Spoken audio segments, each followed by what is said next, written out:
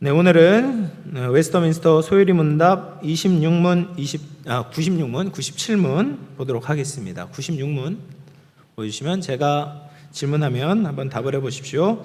주의 성찬은 무엇입니까? 주의 성찬은 성례로서 그리스도의 제정하심에 따라 떡과 포도주를 주고받는데 이것에 의하여 그의 죽음이 나타나 보이고 합당한 수찬자는 신체적이고 육체적인 방식이 아니라 오직 믿음에 의해서 그의 몸과 피에 그의 모든 유익과 함께 참여하는 자로 만들어져 영적인 양육에 이르고 은혜에서 성장합니다. 그래서 성찬에 대해서 오늘 말씀을 같이 나눠보도록 하겠습니다. 먼저 주의 성찬은 무엇인가? 첫 번째 부분을 살펴보면 그리스도의 제정하심에 따라 떡과 포도주를 주고 받는 것이죠. 잘 아시는 것처럼 이제 성례는 두 가지가 있어요. 예수님께서 제정하신 거룩한 예식은 두 가지가 있습니다. 첫 번째는 세례가 있고 또 한 가지는 성찬이 있는 거죠. 그래서 이 성찬은 사람이 만든 예식이 아닌 겁니다. 그리스도께서 만드셨기 때문에 우리는 그 형식과 의미를 가지고 떡과 포도주를 주고받아야 되는 거예요. 그래서 우리가 주님 다시 오시는 그날까지 이것을 하면서 주님께서 우리에게 베풀어 주신 은혜를 기념해야 하는 겁니다. 그리고 이제 두 번째 부분을 보면 그의 죽음이 나타나 보이고 라고 이야기를 하고 있어요. 소요리 문답 이제 92문에 보면 성례에 대해서 이렇게 이야기를 했습니다. 성례란 그리스도가 세운 거룩한 예식으로서 지각할 수 있는, 우리가 느낄 수 있는 표지에 의해서 그리스도와 새 언약의 유익들이 성례에서 신자들에게 나타나고 인쳐지며 적용된다라고 얘기해요. 그래서 세례나 성찬이 신약 시대에 우리에게 주어진 성례죠. 그것이 보이는 어떤 표지가 있다라는 거예요. 보이는 어떤 표지가 있어서 그것을 통하여서 우리의 신앙의 유익을 얻을 수 있다라는 거죠. 그래서 세례가 어떤 식으로 보이게 됩니까? 물로써 우리가 씻겨진다라는 것을 보여준다고 한다면 성찬에서는 떡과 포도주가 보이는 표지가 된다라는 겁니다. 그럼 떡은 무엇을 상징합니까? 예수님께서 찢기신 살을 상징하고 이제 포도주는 예수님께서 흘리신 피를 상징하게 되는 것이죠. 그래서 예수님은 제자들에게 떡을 나눠주시면서 이것이 자신의 몸이고 또 포도주를 나누어 주시면서 이것이 많은 사람을 위해서 흘리는 자신의 피, 곧 언약의 피다라고 말씀을 하셨습니다. 그래서 우리가 성찬을 대할 때 예수님께서 찢기신 그 몸과 흘리신 피를 생각하면서 성찬을 대해야 된다라는 거예요. 근데 이제 구약 시대에 보면 구약 시대의 이스라엘 백성들은 하나님께 소와 양으로 제사를 드렸잖아요. 근데 그 제사를 드리면서 그 짐승들이 무엇을 상징하는지 생각하지 않고 그냥 형식적으로 습관적으로 제사를 드리곤 했습니다. 그래서 하나님께서 이렇게 꾸짖으셨잖아요. 이사야서 1장 10절 말씀을 보면 같이 읽어보겠습니다. 시작. 너희가 내 앞에 보이러 오니 이것을 누가 너희에게 요구하였느냐? 내 마당만 밟을 뿐이니라. 그러니까 구약시대 이스라엘 백성들은 그 성전 뜰만 밟은 거죠. 마당만 밟는 겁니다. 하나님께서 이것을 요구하신 이유가 뭔지, 목적이 뭔지에 대해서 생각하지 않고 그냥 습관적으로 제사를 드리게 될 때 아무런 유익이 없었다. 너희는 그냥 헛수고한 것이다 라고 말씀을 하시는 거예요. 근데 마찬가지로 신약 시대에 우리가 성찬에 참여하면서도 이렇게 될 수 있다라는 거예요. 이것이 어떤 의미를 가지고 있는지, 떡과 포도주가 무엇인지에 대해서 생각하고 믿음으로 반응하지 않는다면 우리가 하는 이 성찬의 행위는 아무런 소용이 없게 된다라는 겁니다. 그래서 성찬에 참여하는 자는 하나님의 은혜에 감사하고 죄에 멀어지겠다라는 결단의 자세를 취하면서 성찬에 임해야 된다라는 거예요. 그러면 세 번째로 합당한 수찬자, 성찬을 받는 사람이에요. 합당한 수찬자는 어떤 사람들인가? 신체적이고 육체적인 방식이 아니라 오직 믿음에 의해서 그의 몸과 피에 참여하는 자가 되어야 됩니다. 그래서 신체적이고 육체적인 방식이 뭐냐? 이것은 이제 로마 카톨릭에서 성찬을 대하는 것과 관련이 있는 거예요. 로마 카톨릭에서는 이 성찬을 화채설에 의해서 받습니다. 화채설이 뭡니까? 이제 델화, 몸체잖아요. 그래서 이 성찬이 정말 예수님의 몸과 피로 바뀐다라고 믿습니다. 우리는 성례보다 말씀을 중요하게 여기지만 로마 카톨릭은 성례를 더 중요하게 생각을 합니다. 왜냐하면 그들은 화채설을 믿기 때문에 그렇습니다. 그래서 성찬을 집례하는 신부가 떡과 포도주를 들고 이것은 나의 몸과 피니니라 라고 말하는 순간 그 떡과 포도주는 정말 예수 그리스도의 몸과 피로 변한다라고 믿어요. 이게 화채설입니다.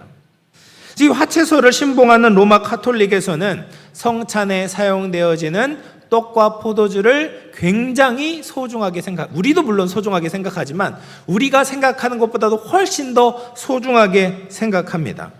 그래서 이 성찬식을 영성체라고 부르면서 떡과 포도주가 땅에 떨어질까 봐 굉장히 주의합니다. 이것은 그냥 예식의 분위기를 흐트러뜨릴 것을 염려하는 것이 아니라 예수님의 몸과 피를 정말 땅에 떨어뜨리는 그 불경죄를 지을까 봐 두려워하고 염려하는 것입니다. 그래서 그들이 이제 로마 카톨릭에서 성찬을 대하는 방식은 이 떡과 포도주를 이렇게 함부로 나눠주지 않습니다. 그냥 신부님 혼자서 한 사람 한 사람씩 줄을 서서 한 사람 한 사람씩 주는 거예요. 그래서 이 떡의 부스러기가 떨어지지 않도록 떡을 직접 넣어주는 거예요. 그리고 포도주는 혹시나 흘릴까봐 특별한 경우가 아니면 집례하는 신부 혼자서 대표로 이 포도주를 마십니다. 그래서 영성체 후에 남은 예수님의 몸과 피는 버릴 수 없기 때문에 특별한 장소에 보관해 두었다가 미사에 참여하지 못한 사람들을 위해서 성찬을 베풀 때 사용을 합니다. 그래도 남는 떡과 포도주가 있다면 어쩔 수 없이 이제 신부님들끼리 먹고 마시게 되는 것이죠.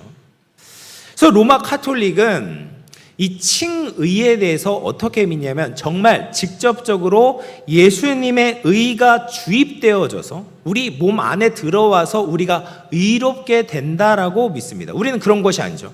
우리는 법정적인 의예요.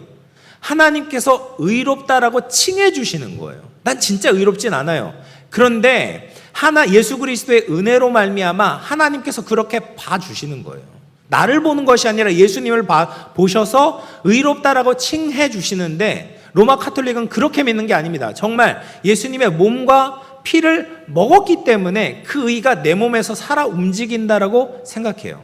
어떻게 보면 굉장히 이제 신비하게 느껴지지만 이것은 진실이 아닌 것이죠.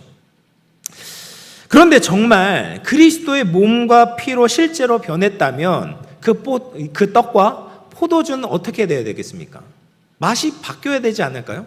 살맛이 나야 되죠. 떡은 고기 맛이 나야 되고 포도주는 정말 피맛이 나야 되는 것이 정상 아니겠습니까? 근데 이런 질문에 대해서 로마 카톨릭은 떡과 포도주의 본질은 바뀌었지만 속성은 그대로 남아있다.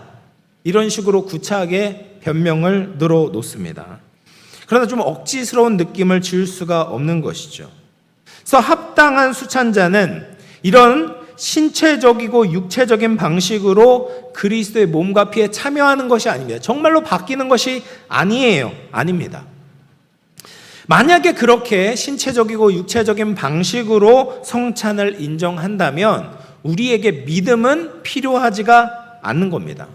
그 떡과 포도주를 먹고 마시기만 하면 자동적으로 은혜를 얻기 때문에 우리가 다른 생각을 하고 믿음이 없어도 성찬에만 참여하면 되는 것이죠. 그래서 로마 카톨릭이 이야기한 대로 성찬의 은혜가 이 의식을 통해서 객관적으로 전달되고 그 성례 자체가 힘이 있다면 수찬자의 행동이나 믿음은 전혀 상관이 없게 되는 거예요. 그래서 아무 생각 없이 미사에만 참여해서 떡과 포도주를 받는 형식적인 신자가 발생하게 되는 거죠. 그래서 로마 카톨릭에서 중요한 건 뭐예요? 하나님의 말씀을 듣는 게 아니에요. 정말 그 떡과 포도주를 받기만 하면 구원받을 수 있다. 이런 식으로 믿고 있다라는 겁니다. 그래서 영화, 이제 대부라는 영화가 있지 않습니까? 이제 오래전에 대부 1편에 보면 아버지가 이제 대장으로 있었던 마피아 조직을 이제 알파치노가 물려받잖아요. 영화 속의 이름으로는 이제 마이클이라는 인물이 물려받게 됩니다. 그런데 이렇게 물려받고 나서 조카의 유아 세례에 참여하게 돼요. 그 조카의 이제 대부가 되는 거죠. 이제 그 조카를 보살피겠다, 도와주겠다라는 이제 대부로서 함께 참여하게 되는 거예요. 성당에서 유아 세례에 참여하게 되었는데, 근데 그 장면과 함께 오버랩되는 장면이 무엇이냐면, 이 알파치노가, 마이클이 그의 부하들에게 다른 마피아 조직을 소탕하라, 무자비하게 죽이라라는 명령을 내리는 겁니다. 그래서 유아 세례에 참여하고 있는 그 순간에 이 알파치노의 명령을 따르면서 부하들은 살인을 저지르고 있는 것이죠. 그래서 자신의 무죄한 알리바이를 만들기 위해서 지금 이 유아 세례식에 참여하고 있는 겁니다. 로마 카톨릭에서는 실제로 살인을 지시하고서도 유아 세례나 성찬에 참여할 수가 있는 거죠. 왜냐하면 그리스도의 몸과 피를 그냥 먹고 마시는 것 자체로 은혜가 된다라고 생각하기 때문입니다. 수찬자의 삶이나 마음은 전혀 상관이 없기 때문에 그냥 그 자리에 있는 것 자체, 먹는 그 행위 자체가 중요하다라고 믿고 있는 것이죠. 이것은 마치 면죄부와 비슷한 것이죠. 그 사람이 어떻게 살았는지는 전혀 중요하지 않은 거예요. 그냥 돈을 주고 그 행위 자체로 면죄부를 사기만 하면 구원을 받을 수 있다라고 생각을 합니다. 얼마나 기계적인 믿음입니까? 이것은 하나님이 원하시는 전인격적인 반응이 아니잖아요. 참된 믿음이 아닌 것이죠. 그러면 우리는 성찬에 대해서 어떻게 믿는가? 영적 임재설을 믿습니다. 우리는 이 성찬이 예수 그리스도의 그 몸과 피가 육체적으로 장소적으로 임재한다라는 주장을 거부하고 영적 임재설을 믿습니다. 성찬 때 예수님께서 영적으로 임재하셔서 그 성찬을 받는 사람들에게 은혜를 베풀어 주신다라는 거죠. 이 은혜는 성령께서 영적으로 신비하게 우리에게 주시는 거예요. 그래서 수찬자에게 필요한 것은 믿음으로 이 가마를 받아들임으로 말미암아 그리스도의 몸과 피에 참여할 수가 있습니다. 그래서 우리가 말하는 이 영적 임재는 가상적이고 허구적인 것이 당연히 아닙니다. 영적이고 실제적인 것입니다. 그리스도께서 성찬에 영적으로 임재하셔서 우리에게 실제적인 덕과 은혜를 끼쳐 주십니다. 이것을 주관적으로 내가 믿는 사람만이 그 은혜를 받을 수가 있어요. 그래서 우리는 개혁교회는 성례식을 뭐라고 이야기를 하냐면 성례를 보이는 말씀이다 라고 이야기를 합니다. 보이는 말씀이에요. 사람은 청각을 통해서, 귀를 통해서 말씀을 듣게 되고 또 시각을 통해서 보이는 말씀, 성례를 보게 됩니다. 사람은 이제 청각도 중요하지만 시각이 굉장히 중요하잖아요.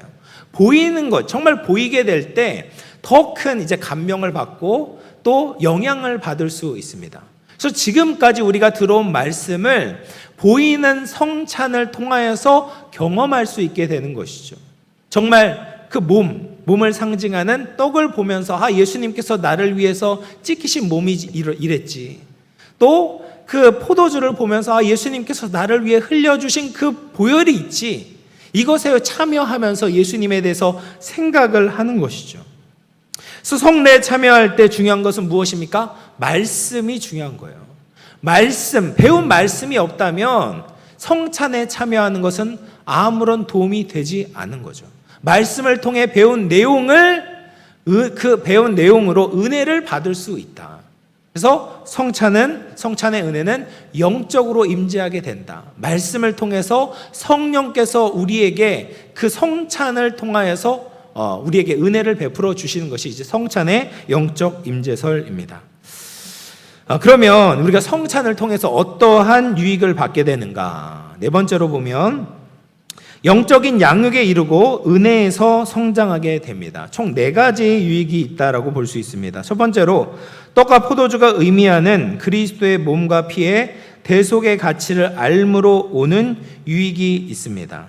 우리는 하나님의 말씀으로 이 예수 그리스도의 희생에 대해서 깨닫게 되었죠. 그리고 눈으로 떡과 포도주를 주고받는 것을 보고 또 먹고 마심으로 말미암아 그리스도의 구속의 가치가 더 실제적으로 다가오게 되는 겁니다.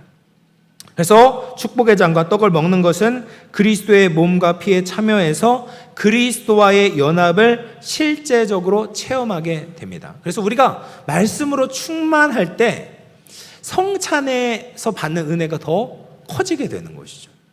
근데 말씀에 충만하지 않아요. 말씀 몰라요. 말씀에 대해서 전혀 생각하지 않아요. 그러면 성찬에 참여해도 그 은혜를 누리는 것이 참 어렵습니다. 두 번째 얻게 된 유익은 떡과 포도주가 허기진 자에게 육적인 힘을 제공하듯이 영적인 떡과 포도주는 신자에게 영적인 힘을 공급합니다. 그래서 성경에서 나오는 첫 번째 이제 성찬을 보통 우리는 이제 아브라함이 살레만 멜기세덱이 주는 떡과 포도주를 마신 것으로 봅니다. 그래서 아브라함이 조카 롯을 구하기 위해서 316명의 군사들과 함께 이제 구원해 내잖아요. 그렇게 해서 이제 돌아왔어요. 가나안 땅에 돌아왔는데 살레망 멜기세덱이 떡과 포도주를 주는 거죠. 그것을 먹고 마심으로 말미암아 다시 새 힘을 얻게 됩니다. 마찬가지로 우리도 성찬 때 먹는 떡과 포도주를 통하여서 영적인 생명과 영향을 누릴 수가 있다라는 거예요. 세 번째 성찬을 통해 얻게 된 유익은 성찬에 참여한 자들이 똑같은 떡과 포도주를 먹고 마시면서 하나됨을 강하게 의식하는 유익입니다. 그래서 성찬은 그리스도와 수찬자, 성찬을 받는 사람이 하나 되는 연합되어지는 유익을 얻고요. 또 이제 가로축으로 보면 함께 성찬을 먹고 마시는 수찬자들끼리의 연합을 만드는 유익이 있는 겁니다. 그래서 고린도전서 10장 17절에 이렇게 말씀하세요. 떡이 하나요 많은 우리가 한 몸이니 이는 우리가 다 한 떡에 참여함이라. 한 떡, 그리스도의 그 떡에 참여한 우리는 하나가 되었다라는 겁니다. 그래서 우리가 성찬에 참여함으로 우리는 정말 예수 그리스도의 한 생명으로 묶여져 있는 공동체지, 우리는 하나지라는 것을 다시금 확인할 수 있다라는 거죠. 네 번째 유익입니다. 네 번째 유익은 수찬자들이 찢기는 떡과 붉은 포도주를 보면서 그리스도가 십자가에서 당한 고통을 생각하고 죄를 더욱 멀리 해야 되겠다라는 그렇게 다짐하는 유익을 얻게 됩니다. 여러분, 우리의 죄 때문에 예수님께서 십자가의 고통을 당하셨잖아요. 몸이 찢기시고 피를 흘리게 되셨잖아요. 그래서 우리가 성찬에 참여하면서 이런 예수님께 아픔을 가져다 주었던 그런 죄를 더 이상 저지르면 안 되겠다. 예수님의 그 십자가의 은혜를 헛되게 받아서는 안 되겠다라는 생각을 갖게 된다라는 것이죠. 그래서 수찬자들은 성찬에서 죄의 비참한 결과에 대해서 기억하고 회개가 깊어지고 거룩한 삶을 살고자 하는 뜨거운 열망을 가지게 된 겁니다. 그러면 이제 97문 보도록 하겠습니다. 97문은 주의 성찬을 합당하게 받기 위해서는 무엇이 요구됩니까? 한번 답해 보겠습니다. 시작. 주의 성찬에 합당하게 참여하는 자들에게 요구되는 것은 주의 몸을 분별하는 지식이, 그를 먹는 믿음이, 그리고 회개와 사랑과 새로운 순종이 자신들에게 있는지를 살피는 것입니다. 합당하지 않게 참여하여 자신들에 대한 심판을 먹고 마시지 않도록 해야 합니다. 그래서 주의 성찬을 합당하게 받기 위해서는 세 가지가 필요해요. 먼저는 주의 몸을 분별하는 지식이 필요합니다.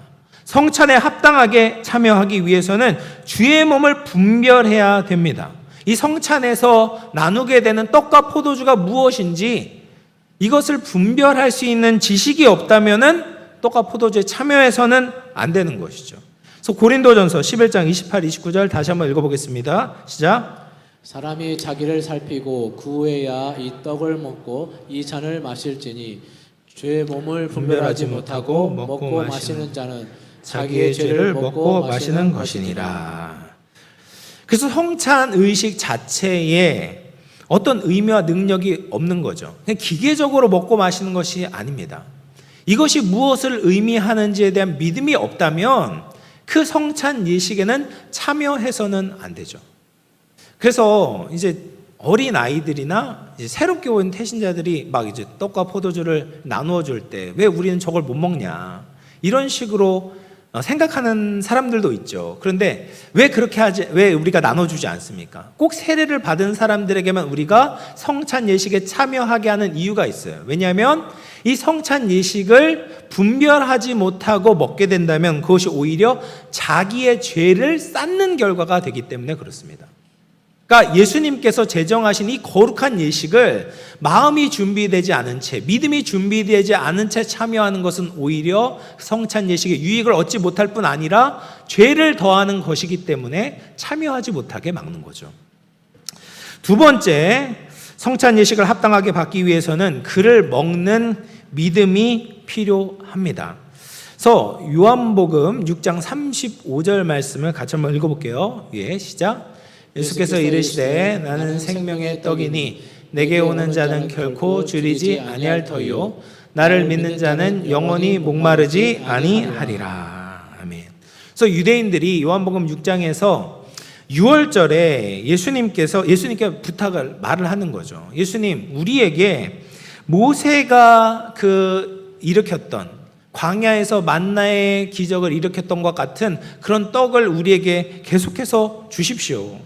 그러자 예수님께서 모세가 그 떡을 주는 것이 아니라 하나님은 너희들에게 참된 떡을 주기를 원하신다. 그 참된 떡이 누굽니까? 바로 예수 그리스도다. 예수님이 바로 생명의 떡이다라고 말씀을 하셨습니다. 그래서 우리는 이 성찬의 떡과 포도주가 우리에게 생명을 주는 예수님의 살과 피인 줄로 알고 먹는 믿음이 있어야 합니다.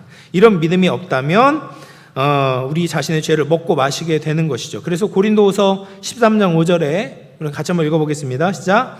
너희는 믿음 안에 있는가? 너희 자신을 시험하고 너희 자신을 확증하라. 예수 그리스도께서 너희 안에 계신 줄을 너희가 스스로 알지 못하느냐? 그렇지 않으면 너희는 버림받은 자니라. 성찬에 임할 때 이런 믿음이 우리 안에 있는지를 먼저 살피고 확증해야 합니다. 그래서 우리가 성찬을 먹음으로 이것이 확증되는 것이 아니에요. 우리가 이미 예수님 안에 있다라는 것, 예수 그리스도를 믿는 믿음이 있다라는 것이 확증되고 나서 성찬에 참여하게 된다라는 거예요. 세 번째로 우리에게 성찬에 합당하게 받기 위해서는 무엇이 필요한가? 회개와 사랑과 새로운 순종이 필요합니다. 그래서 주의 몸을 분별하는 지식을 가진 자는 성찬에 참여할 때 내가 얼마나 큰 죄인인지를 깨달아야 되죠. 하나님의 은혜 없이는 구원받을 수 없다라는 믿음이 있어야 됩니다. 그래서 주의 몸을 분별하는 지식을 가지고 성찬에 임하는 신자들은 회개의 삶을 살아야 됩니다. 나의 원죄와 자범죄가 그리스도의 보혈로 말미암아 사해진다는 믿음을 가지고 성찬에 합당하게 임하기 위해서는 죄선을 돌이키려는 회개의 마음이 있어야 돼요. 또 성찬을 합당하게 받기 위해서는 사랑의 마음이 있어야 합니다. 회개하고 나서 우리는 예수님 하나님의 말씀을 순종하고자 하는 마음이 있어야 되죠. 그 순종의 가장 중요한 것이 바로 사랑입니다. 하나님을 사랑하고 이웃을 사랑하는 거죠.